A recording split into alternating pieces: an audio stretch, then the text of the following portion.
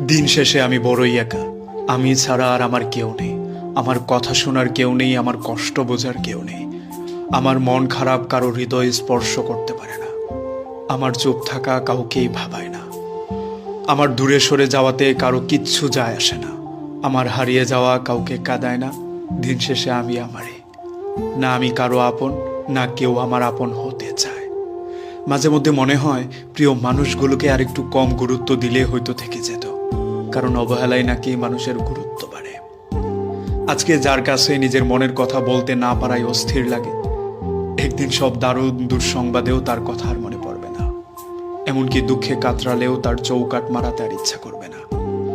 কোনো প্রিয় জিনিসই বেশি দিন প্রিয় থাকে না, তার জায়গা দখল করে নেই নতুন কিছু।